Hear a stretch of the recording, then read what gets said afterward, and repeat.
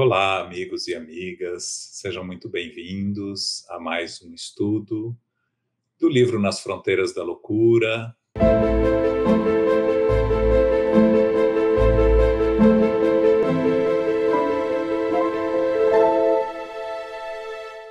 Hoje estaremos cobrindo o capítulo 17.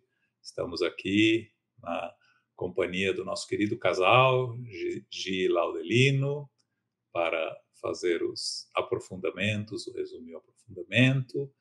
Mas antes, vamos então começar, como sempre, com uma oração, elevando nossos pensamentos, pedindo auxílio aos nossos amigos espirituais, aos nossos guias protetores, que nos iluminem, que nos protejam, para que todos juntos possamos aprender, vivenciar e, acima de tudo, poder colocar em prática no nosso dia a dia tudo o que aprenderemos nesse estudo.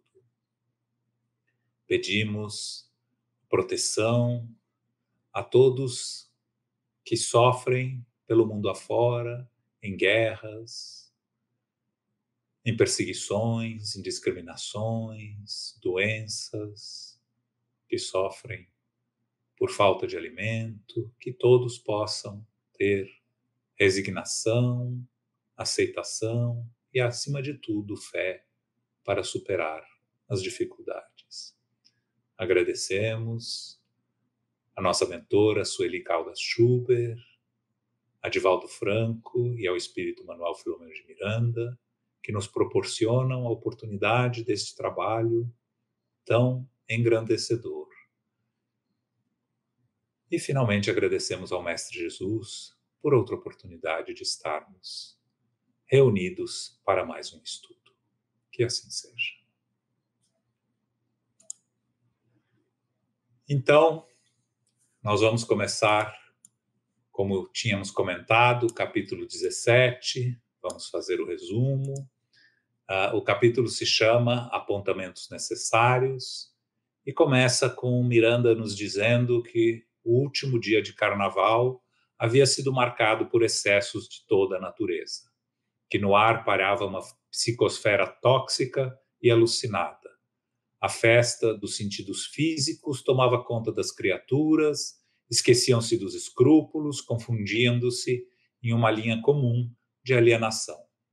Grupos de trabalhadores espirituais atentos procuravam cuidar desses encarnados imprevidentes, que se portavam como se fossem crianças inexperientes em situações difíceis. Nem sempre as providências desses beneméritos amigos resultavam favoráveis, do ponto de vista dos espíritos. Porém, isso não representava também um fracasso, porque o contágio do bem, nos diz Miranda, embora rápido, sempre deixa uma impregnação amena. Indo então à entrada do local onde estava, onde ia buscar trabalho, encontrou o irmão Genésio Duarte, o consciente responsável por aquele setor. Para aqueles que esqueceram quem é Genésio Duarte, nós recomendamos voltar ao capítulo 8, onde Manuel Filomeno de Miranda nos apresenta o irmão Genésio, encarregado da vigilância ao portão principal, que participava da equipe do venerável Bezerra, a quem se vinculara na última encarnação, havia sido espírita militante, trabalhara numa sociedade que mantinha o nome de Bezerra no Brasil, e depois entrou lá cético, porém necessitado, recebeu orientação de tratamento e continuou, depois da desencarnação, trabalhando nessa instituição no plano espiritual. Então, passou o encargo dele a um simpático colaborador e despediu-se e falou a Miranda. Estava indo ao seu encontro, logo que me afastasse daqui. Queria convidá-lo para participar da nossa reunião mediúnica logo mais na casa espírita que frequentei durante a minha última etapa carnal. E antes de Miranda respondeu, ele continua. O nosso benfeitor me autorizou a fazer-lhe o convite e estará presente, participando, como sempre faz, na conclusão das tarefas mais delicadas. Trata-se de uma reunião de socorro aos desencarnados, incluindo consolação a algumas pessoas aflitas pela perda de familiares queridos que ora trabalham em nossa instituição. Concordei, diz Filomeno de Miranda, e pergunta por sua vez: será uma reunião mediúnica de tarefas habituais ou extraordinárias, considerando ser um dia como o de hoje, último dia de carnaval? Genésio responde: está surgindo uma corrente que vem apresentando inovações, apoiando-se em teses que defendem os seus pontos de vista, cuja respeitabilidade não discutimos, mas com a qual não concordamos. Afirmam a necessidade de se fechar as portas das sociedades espíritas nos meses primeiros do ano para férias coletivas, palavra que aqui não tem qualquer sentido positivo ou útil, já que o trabalho para nós no plano espiritual tem primazia, e no próprio conceito do mestre, quando afirma: meu pai até hoje trabalha e eu também trabalho. Ele continua dizendo que certamente o repouso é uma necessidade, e se faz normal que muitos companheiros, por motivos óbvios, procurem o refazimento em férias e recreações. Porém, sempre haverá, no entanto, aqueles que permanecem e podem continuar no trabalho, sustentando pelo menos algumas atividades na casa espírita, que deve permanecer oferecendo ajuda e esclarecimento, educando almas na divulgação dos princípios e conceitos doutrinários na vivência da caridade. Um outro grupo defende ser imprescindível fechar a instituição espírita nos dias de carnaval e de festas populares, por causa das vibrações negativas, para evitar-se perturbações de pessoas alcoolizadas ou vândalos que se aproximam dessas ocasiões para promover desordens. Ele continua: a sociedade espírita, que se sustenta na realização dos postulados que apregoa, tem estruturas para defender, tanto de um lado como de outro lado da vida, e cumpre aos dirigentes tomar providências, mediante maior vigilância em tais ocasiões, para impedir a perturbação de desordeiros ou doentes sem condições de ali permanecer. Acautelar-se em exagero do mal é duvidar da ação do bem. Temer agir corretamente constitui ceder o campo à insânia. Nesses dias, nos quais são maiores e mais frequentes os infortúnios e os sofrimentos, é que se deve estar a postos no lar da caridade, a fim de poder administrar socorro. Por fim, quanto às vibrações serem mais perniciosas nos dias desse porte, não há dúvida. A providência a ser tomada deve constituir-se de reforço de valor e de energias salutares para enfrentar a situação.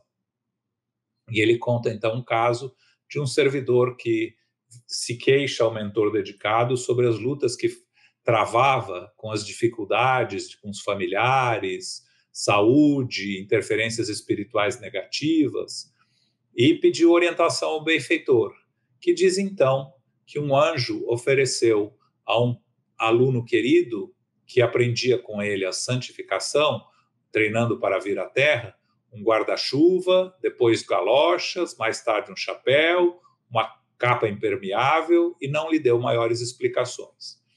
De repente começa a chover e o candidato à elevação grita: anjo bom, chove, o que faço? Aí o orientador sábio responde sem delongas: use o material que lhe dei. Você tem recebido a luz e o discernimento do Evangelho, prosseguiu o guia, a revelação do Espiritismo, o apoio do mundo espiritual, não como prêmio à inutilidade, mas sim como um recurso de alto valor para os momentos difíceis que sempre chegam. Agora, desaba a tempestade. Use esses tesouros ocultos que vem guardando e não tema. Enfrente as borrascas que maltratam, porém passam. Genésio sorri e conclui bem-humorado: o médico não teme o contágio do enfermo, porque sabe se defender. O sábio não receia o ignorante, porque pode esclarecê-lo. Ora, o espírita realmente consciente, que se não apoia em desculpas, enfrenta as vibrações de teor baixo, armado do escudo da caridade e protegido pela inspiração do alto, que aure na prece, partindo para o serviço no lugar que se faz necessário, onde dele precisa. A Miranda nos diz que a argumentação, pela sua lógica, dispensa comentários adicionais. aguardam então a hora regulamentar que se dariam os trabalhos a que se reportara o irmão Genésio. Por volta das 19h30, dirigem-se os três à casa espírita. O edifício tinha várias dependências, uma parte era dedicada a meninas carentes, e respirava-se alegria infantil sem exageros. Tudo era simples, agradável e ordeiro. À entrada, espíritos amigos os saudaram, corteses, afirmando que os labores a que se dedicavam na vigilância e defesa da casa estavam em paz, transcorrendo tudo em ordem. Genésio então olha para Miranda para confirmar pelos fatos que o elucidara há pouco, com palavras. Adentram então no recinto e trata-se de uma sala onde se poderiam alojar confortavelmente 20 a 25 pessoas. Em volta da mesa estavam 10 companheiros, enquanto os demais sentavam-se em filas sucessivas de 5 cadeiras cada. Miranda continua dizendo que diversos amigos espirituais já se encontravam no ambiente. Considerando-se que os serviços desse porte, não raro, têm uma preparação antecipada de até 40 horas, quando são trazidos os participantes desencarnados ou psiquicamente se faz a sincronia fluídica dos mesmos com os médiuns que irão transmitir em psicofonia as suas necessidades e que receberão auxílio e orientação competentes. Por outras vezes, ali se demoram os que experimentam assistência prolongada antes de serem transferidos para os setores próprios do plano de ação no mundo espiritual. Então, dentre estes que estavam lá, os espíritos, sob fortes impressões, registra Manuel Filomeno 2 jovens recém-desencarnados e um cavalheiro ansioso, que tentavam intercâmbio com os familiares que ali compareciam, igualmente marcados por profundas angústias que não conseguiam dissimular. Sentindo a presença dos afetos, choravam discretamente, enquanto fixavam recordações que surgiam em formas idioplasmáticas a Miranda, retratando as cenas que prosseguiam vivendo. Genésio, então, percebendo o interesse que Miranda em despertar em Miranda aqueles desencarnados, dentre mais de 30 que ali se encontravam, veio ao auxílio dele explicando. São alguns dos que irão comunicar-se psicograficamente com os familiares. Os 2 jovens aqui chegaram vitimados, um por um acidente de carro, outro um acidente de moto. O cavalheiro teve morte natural, o que não os torna muito diferentes. Todos estão ansiosos para esse encontro, que logo se dará, a fim de poderem repousar. A mente da família, neles fixada, lhes vitaliza as lembranças que gostariam de esquecer. A recordação do instante da morte que os aflige, pelo quanto de inusitado se lhes afigura, é sustentada pelos seres queridos que se prendem a tais lembranças, obrigando-os a reviver quando o que já poderia ter amortecido em suas memórias. Dessa forma, o intercâmbio trará vantagens duplas. Acalmará os que ficaram, recebendo notícias confortadoras e se certificando da sobrevivência deles, graças aos fatos que os tornarão identificados com segurança e permitirão que eles remorram, tranquilizando-se. Manuel Filomeno, então, nos diz que remorrer soava como um neologismo que não havia entendido. Pergunta, então, não estavam mortos? Como iriam remorrer? Então, Genésio esclarece. A morte do corpo não desobriga o espírito de permanecer atado ao mesmo, em perturbação breve ou longa, dependendo do seu estado. As impressões que se demoram, como nos casos das partidas para cá, mais violentas, perturbam o ser espiritual que oscila entre as 2 situações vibratórias, anterior e atual, sem conseguir fixar-se numa ou em outra. Chamado pelos afetos na retaguarda, condensa fluidos que deveria diluir-se, sofrendo, e porquanto em outra faixa vibratória, tenta desobrigar-se dessas cargas que os afligem. Terminado o atendimento aos familiares, estes então se reconfortam, rompem os elos que os prendem, e amparados, os nossos irmãos repousam mais demoradamente, num sono de morte com fins terapêuticos, acordando em renovação para iniciar a etapa que lhes diz respeito na vida nova. Os familiares sempre desejam que os amados que partiram estejam bem, em felicidade, fruindo de felicidade e de paz a que nem sempre fazem jus. Serão confirmados certamente essas situações, desde que as mensagens estarão necessariamente controladas, evitando-se assim lamentações injustificáveis como informações inoportunas. E, de fato, o estarem comunicando-se sobre o amparo dos instrutores já é uma grande felicidade e um clima de paz, porque livres de situações desesperadoras. Nem sempre poderão escrever com larga lucidez, e veremos o que ocorre, mas os destinatários não se darão conta disso. O importante são as notícias tranquilizadoras e o conteúdo imortalista de que se farão objeto.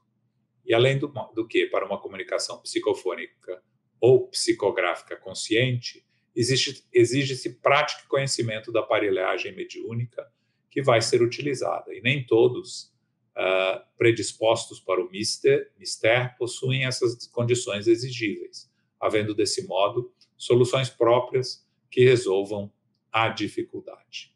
E ele então encerra e se cala. A reunião tinha início, o diretor encarnado lê um texto do Livro dos Espíritos, comenta, logo depois outro membro da Assembleia lê um parágrafo dos Livros dos Médiuns, também comenta, e por fim uma senhora lê uma página do Evangelho segundo o Espiritismo, todas 3 obras de Kardec, que foram motivo de apontamentos para vários participantes. Reduzida a claridade, então, foi proferida a prece de início e o trabalho propriamente dito, então, começa. Esse seria, então, o resumo do capítulo, e nós vamos convidar agora, então, nosso querido Laudes para fazer o aprofundamento inicial. Querido João, Gisele, os amigos que nos acompanham, os nossos votos de alegria nesse estudo que nos traz grandes aprofundamentos a respeito da obra que estamos estudando. Para iniciarmos as nossas reflexões, gostaria de pegar esse trecho quando está aquele diálogo sobre o processo de aonde seria a reunião e como seria, aonde o benfeitor vem nos apresentando que estavam surgindo uma nova corrente, inovações apresentando para o movimento espírita. Eu gostaria de trazer algumas reflexões a respeito deste processo de inovações, de correntes, de modismos que todos nós estamos percebendo em múltiplas etapas e várias frentes perante a doutrina espírita, desde o processo da sua criação, quando Allan Kardec apresenta uma metodologia de aprendizado dos potenciais filosóficos, científicos e religiosos da doutrina espírita, e dali para frente muitas pessoas interpretam o conteúdo e apresentam novas frentes para que possam talvez aprimorar, aprofundar, atualizar, conforme eles compreenderam o próprio ensinamento da obra e da própria metodologia que Kardec havia nos apresentado. Mas aqui um alerta que o benfeitor vem nos trazer a respeito destes modismos. Vamos começar falando quando ele traz sobre a casa espírita. O fechamento da casa espírita em um feriado, um final do ano, de uma maneira que eu possa ter férias, que eu possa refazer as minhas energias.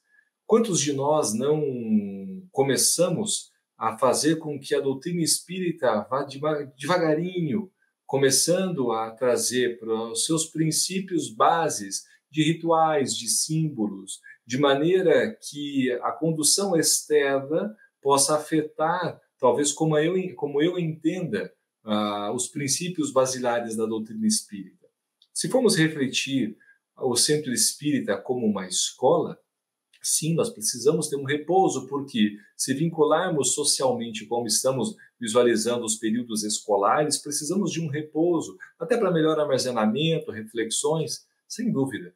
E é necessário que os próprios instrutores possam ter mais tempo para se preparar, estudar, apresentar novas reflexões. Isso, sem dúvida, apresenta sua validade.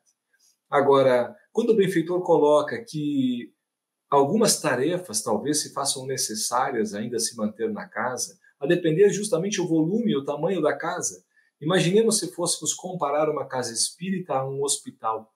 E se porventura no período de férias o hospital pare, e como é que ficará a cidade necessitada talvez de alguns atendimentos? Não, pode ter alguma clínica, talvez o pronto-socorro, porque quantos desencarnados também necessitam e quantos encarnados necessitam de um pronto atendimento para esclarecer uma alma e muitas vezes fazer com que aquela alma reflita ante ao suicídio iminente. Então, refletir sobre os potenciais da casa espírita é o alerta que o benfeitor nos coloca. Mas o alerta para que nós possamos despertar a nossa razão. Quando Pitágoras afirmava que a Terra é morada de opiniões, Sócrates foi aquele grande sábio para poder nos ensinar que opinião, a minha opinião, ela é uma opinião limitada. Eu não sou detentor da verdade absoluta. Eu posso ter a minha opinião, mas saber que a minha opinião é uma opinião limitada me faz criar condições para ouvir e tentar compreender outras opiniões para fortalecer a minha. Agora, a ideia de poder avaliar a própria opinião faz do indivíduo o início de uma construção racional, de um raciocínio para poder aprovar, aceitar, acatar alguma informação, rejeitar, aprimorar a informação primária recebida do seu próprio conteúdo, daquilo que eu visualizei, que eu vivi, que eu estudei, e eu vou fazendo uma reforma das informações. Eu vou aprendendo a criar um raciocínio. É o alerta do benfeitor, para que nós possamos começar a compreender para não cairmos em modismos. Porque na casa espírita, não sei os irmãos, mas quantas vezes não vamos nos deparar, talvez, com a liderança da casa espírita, podendo falar da seguinte forma: a inspiração, o mentor do grupo pediu para que pudéssemos parar durante o período, mas talvez as bases não sejam um pedido do mentor. Talvez as bases sejam justamente porque eu já tenho um compromisso marcado e dessa forma eu não poderei estar atendendo os compromissos já assumidos talvez na casa espírita. Eu posso criar mecanismos para que, já que eu não quero questionamento, eu jogo de forma que a inspiração possa ter me proposto aquilo. Eu levo o meu entendimento na luz da casa espírita, ou colocando foco talvez em espiritualidade, já que estamos estudando isso e podemos saber dessa realidade, a manipular e criar pequenos modismos de informação para defender a minha ideia. Se pararmos um pouco e avaliarmos a história, nós vamos perceber quantas almas humanas, inclusive as nossas próprias, em múltiplas reencarnações, não passamos muito tempo da nossa existência defendendo modismos, crenças, e talvez até hoje ainda inexplicáveis. Se falarmos um pouco, a refletirmos na história, a pensarmos sobre a Virgem Maria, casada com José, mãe de Jesus, poderia ter nascido Jesus de uma relação conjugal onde o amor da família presente poderia conceber um filho naturalmente, através das funções genésicas, mas o homem a pensar da imundície que poderia ser o sexo, através das suas próprias lentes, criam o Teódoco, fazendo com que Jesus não pudesse chegar à Terra de uma maneira tão imunda, mas de uma energia tão pura como hoje nós temos conhecimento, começamos a refletir quantas e quantas vezes os concílios não se reuniram para defender tal tese, e muitas vezes construindo dogmas absurdos, através de rituais, modismos, conceitos que devagarinho foram penetrando a mente humana e manipulando conceitos a modelar uma crença e uma fé completamente limitante. O Espiritismo é uma construção de fé inabalável. E é exatamente sobre esse processo inabalável que nós devemos formar a nossa razão. Já que falamos de modismos, para poder refletir a respeito das tentativas de tantas inovações do nosso movimento espírita, podemos perceber aqueles oradores que talvez estejam falando à luz da doutrina espírita, mas refletindo conforme o seu próprio entendimento, para tentar trazer toda a luz da doutrina somente ao Velho Testamento.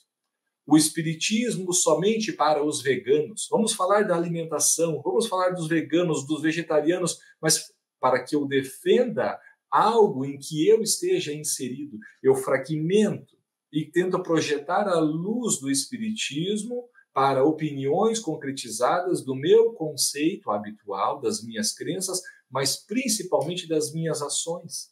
Vamos fazer um Espiritismo agora para os pets, cães, gatos, vacas, porquinhos da Índia, para poder os animaizinhos, mas eu pego um pedaço de verdade sobre as condições dos animais e posso levar nas múltiplas interpretações, para que eu defenda a minha tese e faça com que ela, de uma maneira de meia-verdade, ganhe adeptos que estejam na mesma condição racional de crenças e modas e inovações, para que eu desperte interesse nos meus pares e possa avançar com ideais, muitas vezes, limitantes e que devem ser advertidos a mentes racionais, para que possa penetrar nas suas razões e verificar se realmente faz sentido de uma forma a crescer e aprimorar o meu espírito ou não.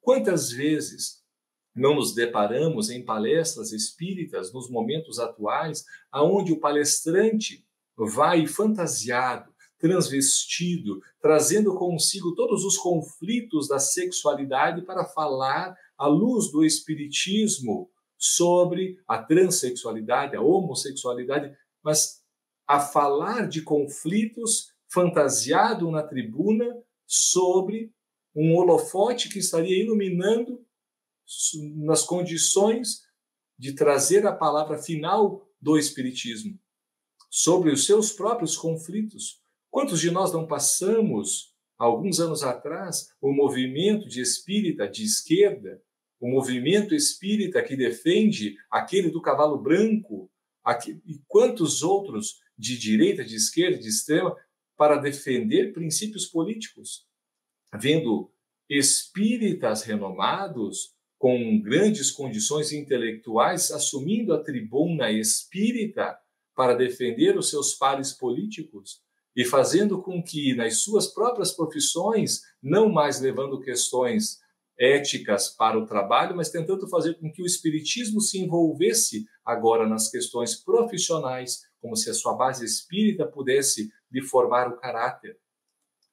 Agora, ativo, aquele que está na coluna como verdadeiro aprendiz, deve questionar a respeito de tantos modismos que já adentraram por portas largas, talvez abertos na casa espírita, da apometria, da reunião mediúnica online. Quantos de nós não assistimos tantas defesas das condições de uma reunião mediúnica online para defender os seus princípios e, ainda mais, nomes vinculados a grandes instituições para fazer com que agora fechassem as casas espíritas, porque nós, um grupo ativo online, faria com que a casa espírita pudesse ter todas as suas palestras online, porque nós temos um grande nível de seguidores para poder promover a sua casa. Uma palestra espírita bem conceituada, com muitos seguidores, visualizações, cliques, e nós poderíamos auxiliar fazendo com que os custos da casa espírita reduzissem drasticamente. A pensar, aquele que poderia estar trazendo luz, querendo apagar os feixes de luzes construídos numa casa espírita. Mas os modismos, quando pegam mentes que não estão alertas o suficiente, os pares se unem e fortalecem talvez informações para que possamos parar e refletir. Refletir que, muitas vezes, dentro da casa espírita, encontramos aquelas reuniões mediúnicas que trabalham e focam os seus serviços nas reuniões de desobsessão, um grupo maduro que já está harmônico numa atividade já há tanto tempo, mas a pegar talvez um diretor que começa exclusivamente o atendimento desobsessivo. Ou seja, um pronto-socorro que somente atende baleados. Não, no meu pronto-socorro, se chegar algum acidente de carro, eu não posso atender, porque o meu trabalho é somente desobsessivo. Eu não atendo sofredores. É como se o trabalho fosse controlado do mundo terreno ao espiritual e não ao contrário.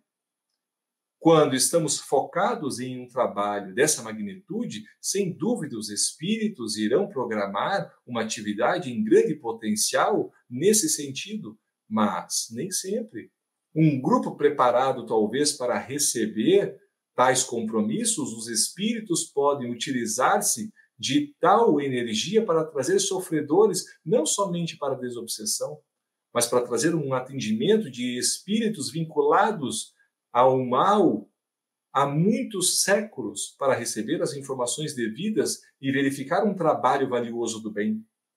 Quantos de nós estamos dispostos a iniciar a construção íntima da razão? Quando falo de modismos, poderíamos falar de vários, mas os alertas em que todos nós devemos ter intimamente é fazer com que a nossa intelectualidade vá ganhando a prática a seguir os passos de uma pessoa que tem me impactado recentemente de uma maneira muito profunda. As suas obras já haviam me impactado alguns anos atrás, mas hoje, talvez, com um pouquinho mais de maturidade, a refletir as obras de Ivone do Amaral Pereira. Eu convido o amigo que nos acompanha para poder ler as suas obras, Recordações da Mediunidade e tantas outras, mas verificar a vida dessa trabalhadora, que pôde permanecer mais de 8 anos fazendo o seu trabalho mediúnico na sua casa, com pequenos grupos, porque não estava disposta a aceitar diretrizes que rompiam a sua razão. Casas espíritas que tentavam romper o seu raciocínio lógico para poder fazer com que ela participasse de tais reuniões que ela não iria se submeter, até o momento que pudesse ser aceita e poder trabalhar da maneira humilde, desinteressada, de um trabalho que ela consideraria valioso para ela, mas principalmente para aqueles que estavam sendo atendidos. Entender que nem todas as diretrizes que nos apresentam são diretrizes formadas de uma metodologia com a base de Jesus e as luzes de uma metodologia explicada de uma maneira clara pelo Espírito da Verdade e os espíritos que conduziam a obra de Allan Kardec. Cada um conforme o seu entendimento, é claro, mas fazer com que o meu entendimento seja agora a verdade a ser exposta é exatamente entrar num raciocínio imaturo, que eu sou detentor da verdade, mas atingir o raciocínio para poder fazer com que eu progrida através da minha própria opinião e fazer com que essa opinião reflita através das ações, está o verdadeiro espiritismo. Pois o espírita é aquele que se transforma. Agora, ser o detentor dessa verdade espírita, estamos longe de tal magnitude, mas podemos começar os passos do verdadeiro serviço desinteressado. Primeiro de tudo, avaliando as inovações e os convites dos modismos na época em que estamos vivendo. Requer o que Jesus já nos aconselhava há muito tempo. Atentai, vigiai e orai. Essas seriam as contribuições que eu gostaria de passar no dia de hoje. Muito obrigado. Obrigado, Laudes. Vamos então continuar a segunda parte do nosso trabalho com a Gia agora, com a Gisele, continuando os aprofundamentos. Com você, Gia. Obrigada, João, pelo resumo, excelente resumo. Obrigada, Laudes, pelas considerações. Boa noite a todos os amigos, a todas as amigas que nos acompanham. Então, nós vamos falar a respeito do tema tratado num livro da nossa querida benfeitora Sueli Caldas Schubert, intitulado Dimensões Espirituais da Casa Espírita.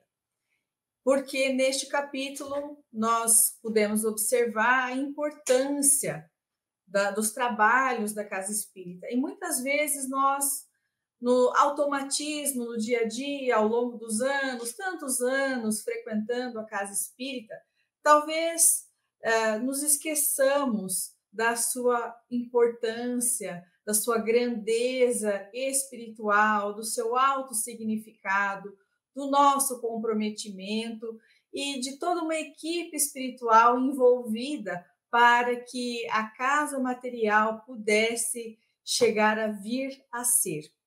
Então, aqui nós podemos ver, como o Laudes já adiantou, que Sueli, como já sabemos, vai nos trazer que a casa espírita é um templo, é um lar, um hospital, uma oficina, uma escola. Então, especialmente sendo um ponto de encontro de almas que anelam por respostas, que buscam a paz, que despertaram para a necessidade de se renovarem interiormente sob as luzes do Consolador prometido por Jesus. Estamos aqui no planeta Terra como alunos numa escola. Temos as provações, temos as expiações, temos os nossos testemunhos, temos muito trabalho a fazer. E como somos espíritos ainda imperfeitos, temos as nossas dores, temos as nossas dúvidas, buscamos um lugar em que possamos encontrar as respostas. Que outra religião nos dá acesso a tanto esclarecimento quanto a doutrina espírita? Por isso, Kardec diz que o espiritismo é Jesus de volta, porque não muda nada que Jesus falou, apenas desmistifica os seus ensinamentos de forma que nós consigamos compreender melhor e também tomarmos conhecimento dessa realidade, da comunicabilidade entre o mundo material e o mundo espiritual, e que então lá nesse lugar nós vamos nos anelando a outros companheiros, a outros confrades, confreiras, que temos o mesmo ideal, mas não somos reunidos por acaso. Não entramos naquela casa espírita tal por obra do acaso. Está tudo muito bem programado pela espiritualidade desde antes de nós reencarnarmos. Sueli vai trazer nessa obra que essa organização no mundo espiritual de qual casa espírita nós iremos nos filiar, nós iremos ombrear, nós iremos trabalhar, ela é muito antes definida. E que nós temos, sim, a nossa parcela de comprometimento, de responsabilidade em tudo isso. A casa vai nos servir para o avanço, para o exercício da prática da caridade moral, da caridade material, mas a espiritualidade superior conta com o nosso auxílio, com as nossas mãos, com as nossas mentes, para que o auxílio também possa chegar a maior número de pessoas. Então, ela diz também que muitas vezes não só os afetos do passado se reúnem, mas também os desafetos, como aquele companheiro que nós nos desentendemos, nós não conseguimos uma harmonia no pensamento e temos aquele mal-estar na sua presença. Sabemos que isso vem do passado e que se estamos reunidos ali, agora, é para que possamos resolver e superar essas animosidades. Na sequência, então, ela vai falar a respeito dos alicerces espirituais, que quando se pensa e se projeta numa obra espírita, ela já estava edificada na espiritualidade, porque nós sabemos que aqui nós temos uma cópia imperfeita do mundo real, que é o espiritual. Então, tudo que nós vemos aqui, muitas vezes nós, em sonho, em desdobramento parcial, pelo sono, nós falamos, nossa, lá no mundo espiritual, onde eu estive, era igual ao que tem aqui. Não, é o contrário, é aqui que é quase igual ao que vemos lá, que lá é a origem. Então, não é o centro espírita apenas a casa onde se abriga, mas o labor que se desenvolve, o ambiente que orienta, assessora, os objetivos e finalidades que o norteiam, o ideal e o sentimento com que conduzem. Por isso, prescinde a obra espírita do luxo, do supérfluo, para atender à simplicidade e ao conforto que a tornem acolhedora. Não importa ser um lugar que contenha coisas inúteis, futilidades. Tem que ser um lugar bem asseado, um lugar de fácil acesso, um lugar em que propicie aos trabalhadores e aos frequentadores o estudo, o passe, né, as palestras, a evangelização, mas nada de enfeites, de adornos. Eu lembro de uma história que li num dos livros de Chico Xavier, em que um espírito espírita relatava que estava a vida inteira trabalhando para deixar a casa espírita pronta e que a obra nunca ficava a seu contento. Então, ela sempre estava em construção. E aí, então, essa pessoa acaba desencarnando. E ao voltar ao mundo espiritual, ela diz, agora eu não consegui terminar a obra para conseguir iniciar os trabalhos, já voltei aqui e agora vou ter que voltar de novo para, enfim, terminar a obra. Então, nós não devemos perder muito tempo com essas questões supérfluas e nos dedicarmos tanto às questões da assistência social, das promoções. É claro que a casa precisa sobreviver. E, como dizia Raul Teixeira, o espírita parece que tem um escorpião no bolso, não gosta muito de contribuir. Mas é necessário também que haja essa conscientização de que nós é que fazemos com que a casa espírita seja mantida e cada um também pode dar a sua contribuição de mão de obra para que ela fique em funcionamento.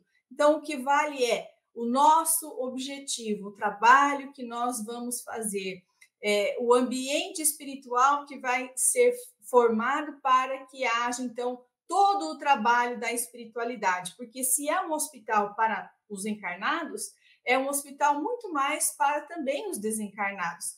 Nós que não temos a mediunidade da vidência, não conseguimos vislumbrar a dimensão espiritual nesse sentido. Mas Chico Xavier, Divaldo Pereira Franco, Ivone do Amaral Pereira, Sueli Caldas Schubert, médiuns extraordinários, já deixaram para todos nós um legado imenso de testemunhos a respeito dessa realidade. Então, nós não podemos deixar de considerar essas questões também.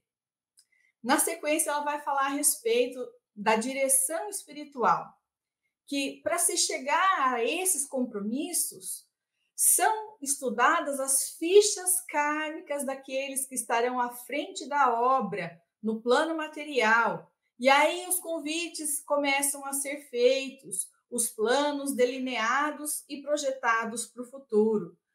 Nós sabemos que há essa conexão entre os trabalhadores que estão encarnados e os desencarnados. Nós estamos vendo agora na obra, o irmão Genésio, por exemplo, ele, até pouco tempo, estava encarnado, participando das atividades da Casa Espírita. Agora ele estava na outra dimensão, mas continuando sendo um trabalhador daquela Casa Espírita. Então, nós estamos nesse vai e vem do mundo espiritual para o material, laborando com afinco para que possamos construir um mundo novo. Não somos aleatoriamente escolhidos. De repente estava passando na frente da Casa Espírita, resolvi entrar. Esse de repente não existe. É, sim, fruto de uma programação com o nosso benfeitor espiritual, com o mentor da Casa Espírita, com aqueles que vamos estar juntos trabalhando lá também, com os assistidos, com os espíritos que irão chegar. É realmente muito ampla essa dimensão. Na sequência, ela vai falar a respeito das condições do patrono espiritual da Casa Espírita, que então ela vai dizer que nós já estudamos no livro passado, no livro Tramas do Destino, em que, não sei se todos vão se lembrar, o irmão Natércio vai pedir para o espírito de São Francisco Xavier permissão para que ele se tornasse o patrono espiritual da Casa Espírita que estava sendo fundada pela família Ferguson, enfim. Então, o mentor espiritual aceita, sim, o encargo, mas ele aponta algumas condições para poder ser o patrono espiritual da casa. Ele então alerta que na casa espírita fosse sempre observada a preservação do Evangelho de Jesus. E quando a gente fala a preservação do Evangelho de Jesus, parece uma coisa assim óbvia, mas infelizmente nós vamos encontrar casas espíritas que a última coisa que eles procuram fazer é estudar e praticar o Evangelho, segundo o Espiritismo. Existem tantas outras atividades que podem vir surgindo para distração dos trabalhadores, inclusive por tramas das trevas, dos inimigos espirituais, que muitas vezes acabam esquecendo do objetivo principal da fundação de uma casa espírita, que é levar a luz do Evangelho de Jesus.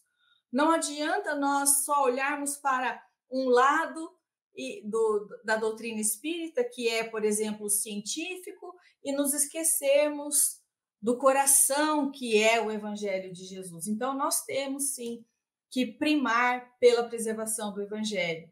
E depois também ele alerta para a maior carência humana, que é o pão de luz da consolação moral. Por que ele fala isso? Porque também nós vemos que muitas casas se esquecem disso e começam a dar preferência, prioridade para as questões do auxílio material. Então, se eu não posso levar a palavra de Jesus, se eu não posso fazer o Evangelho de Jesus em nome da doutrina espírita, que é o objetivo da fundação de uma casa espírita, para que eu possa entregar uma cesta básica, para que eu possa fornecer uma assistência material, eu estou invertendo os propósitos. Porque a assistência social ela é necessária e nós devemos sim praticar a caridade também nesse aspecto. Porém, nós já ouvimos muito dos benfeitores espirituais e também de Valdo nas suas palestras afirmar que a principal atividade da casa espírita, que ninguém mais faz, é a espiritual. A assistência social é feita por outras entidades religiosas, assistenciais, do governo. Então, devemos fazer assistencial, sim, mas a principal é fornecermos o pão da luz da consolação moral, que nenhum lugar vamos encontrar como o Espiritismo faz. E os deveres mais urgentes a serem atendidos, então, são os da alma, que o Consolador deve ser a meta principal, tendo o espírito, o ser em sua realidade mortal.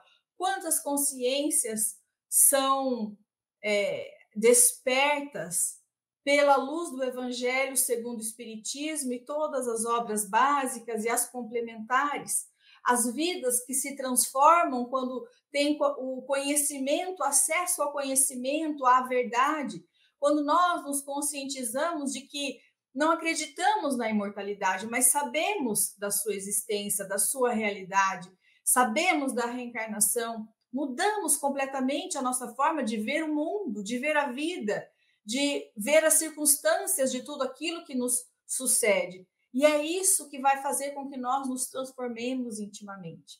Então, que fossem as tarefas urgentes, a de evangelizar, a de instruir e a de guiar. E aí ela vai ressaltar também a respeito dos recursos magnéticos de defesa da casa espírita, que nos departamentos reservados à Câmara de Passes, ou então nas casas em que o passe é dado no próprio salão das palestras, o recinto mediúnico, a sala de exposições doutrinárias, elas são providenciadas pela espiritualidade superior com aparelhagens complexas, de finalidades específicas, para cada mistério apropriadas, para que possam atender os espíritos que lá chegam, encarnados e desencarnados, cirurgias espirituais que acontecem. E quando falamos em cirurgias espirituais, não em nós apenas encarnados, mas nos desencarnados que chegam às reuniões mediúnicas de desobsessão, muitas vezes, com os perispíritos todos deformados, em formas ovoides, enfim, com marcas profundas das regiões trevosas onde estagiaram, e que a partir daquele momento, dependendo da condição dos membros da reunião mediúnica, da casa espírita, da qualidade, né, daquela equipe, consegue, então, a espiritualidade iniciar ali o tratamento, as cirurgias. Nós não conseguimos ver, mas Filomeno de Miranda nos traz em suas obras as aparelhagens que parecem como que pronto-socorro de hospitais, coisas que muitas vezes nós ainda não descobrimos aqui no mundo terreno, de aparelhagens capazes de nos trazerem o tratamento necessário, mas que no mundo espiritual elas já estão em operação. E aí depois ela vai falar também que é um pouso e posto de socorro para as caravanas espirituais e emergência para acidentados recém-desencarnados. É um hospital mesmo. Quando a gente pensa que a espiritualidade superior reúne, recolhe aqueles recém-desencarnados em acidentes, em emergências espirituais, essas caravanas espirituais que Filomeno de Miranda vai nos narrando, principalmente agora aqui com o Carnaval, que vão ser sediadas nas casas espíritas. Precisamos ter esse carinho, esse cuidado com o ambiente, quando entramos no ambiente da casa espírita, para não atrapalharmos os trabalhos dos mentores com os nossos pensamentos atribulados, ou então pensando mal do outro, ou pensando lá no que a gente tem que fazer quando sair da casa espírita, e aí então sermos aqueles que chegamos à casa para contribuir, para somar, para que as resistências espirituais se fortaleçam. É muito importante o nosso compromisso a esse respeito. E ela vai também destacar a respeito da reunião pública, onde o ambiente é preservado. Há, então, essas defesas magnéticas, um controle, uma triagem. Não são todos e quaisquer espíritos que podem ali entrar.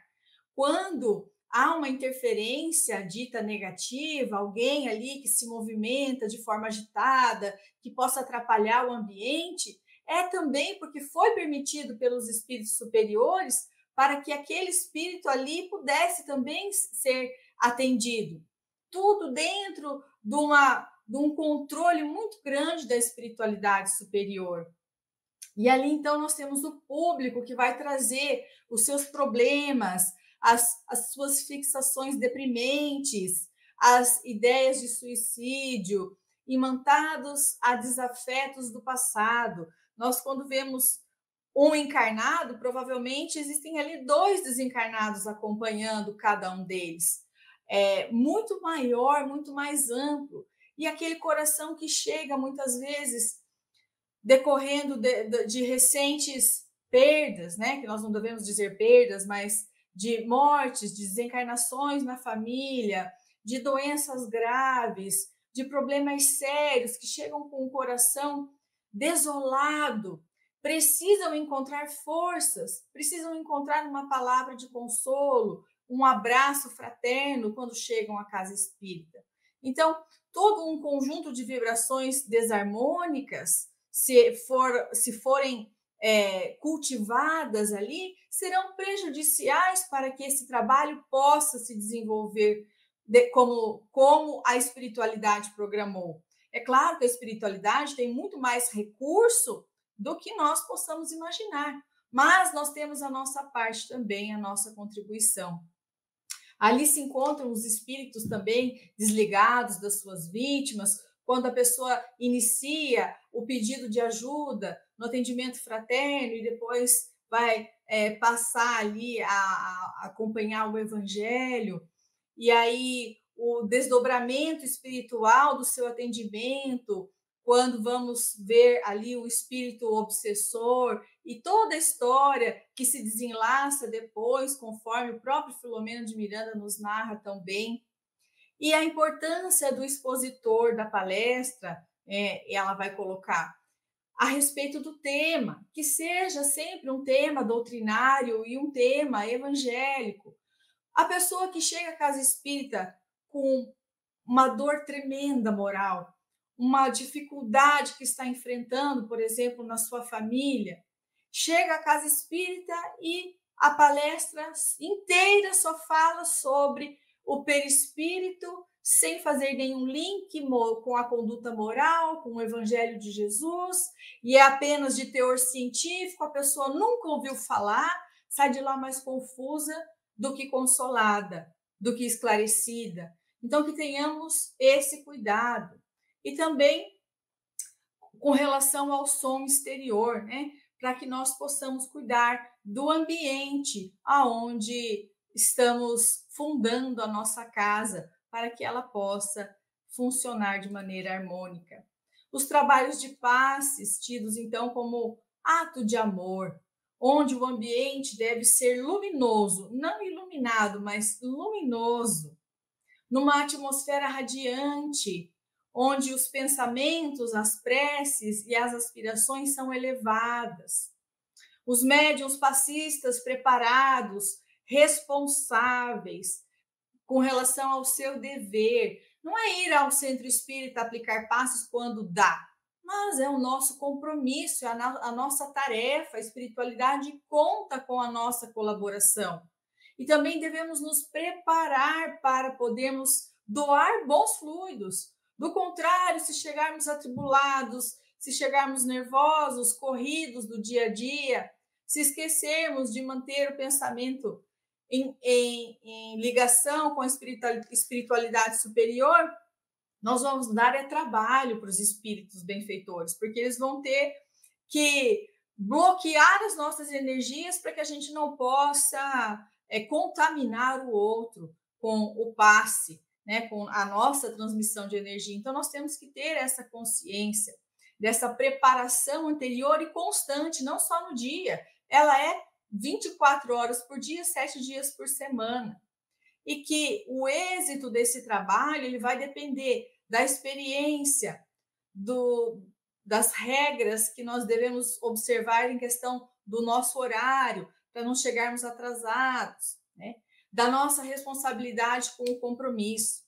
E André Luiz já nos trouxe no livro, nos domínios da mediunidade, a respeito dos benefícios da oração, que é prodigioso banho de forças, porque é uma vigorosa corrente mental que atrai. O que nós estamos pensando? Quando nós lemos assim na casa espírita, silêncio também é uma prece? Depende, porque o silêncio pode ser só da boca, o pensamento pode estar tumultuadíssimo, e através do nosso pensamento tumultuado, a gente tumultua também a vibração do lugar, a gente tumultua o trabalho dos espíritos benfeitores. Então, o silêncio deve ser mental. Mas como nós não conseguimos deixar de pensar, esse é um ato que não existe, nós devemos vigiar o pensamento. Se estamos pensando mal, vamos nos conscientizar e pensar o bem. Se estamos fixados num pensamento, naquela monoideia, vamos nos conscientizar para começar a fazer uma prece, uma oração. Se estamos tão atribulados que não conseguimos formular nenhuma oração do coração, vamos repetir o Pai Nosso, a oração dominical, até que nós consigamos elevar a nossa vibração a ponto de acalmarmos a nossa mente. Ela também vai trazer a respeito dos espíritos protetores, né? Que o espírito protetor ou o anjo da guarda, que tem por missão acompanhar o homem, aliás, ela traz, mas nós temos na questão 514 do Livro dos Espíritos, que é a função nos acompanhar na vida e nos ajudar a progredir, e que é sempre de natureza superior ao protegido. E depois na questão 495, que não vos parece consoladora a ideia de teres sempre junto de vós seres que vos são superiores, prontos sempre a vos amparar, a vos ajudar na ascensão da montanha do bem? Vai nos lembrar que nós nunca estamos sozinhos, que a vida é um piano tocado a 4 mãos. Graças ao bom Deus e à sabedoria divina, o nosso anjo da guarda, o nosso espírito guia, é superior a nós mesmos. E mais, que ele nos ama tão profundamente que não conseguimos comparar o amor que ele tem por nós com nenhum outro que conhecemos aqui enquanto encarnados.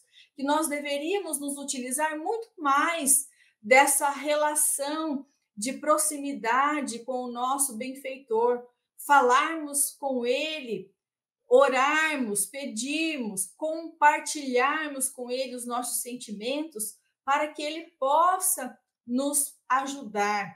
Porque quando nós dizemos assim, o meu benfeitor me abandonou, na verdade nós nos afastamos, porque nós nos esquecemos da oração, nós nos esquecemos da prática do bem, dos pensamentos bons e por momentos nos prendemos à matéria. Ele vai respeitar o nosso livre-arbítrio, ele não vai invadir a nossa intimidade, ele vai aguardar o momento de ser chamado, que possamos chamar com mais constância. O centro espírita, então, é importante que se destaque que deve ter essa ambiência espiritual elevada, propiciada pelos benfeitores e preservada pelos encarnados, que os espíritos superiores recomendam que nós evitemos o óbvio, mas eles trazem, né? A intriga, a maledicência, a inconsequência, o mercantilismo, os ruídos do mundo.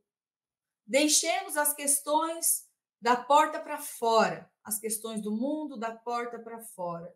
A partir do momento que nós entrarmos na casa espírita, isso deveria ser dentro e fora, mas ainda como não conseguimos totalmente, vamos treinando assim. Quando entrarmos na casa espírita, vamos nos propor a pensar melhor, a sentir melhor, a desculpar as ofensas, a relevar o outro, a nos perdoarmos, a esquecermos as intrigas.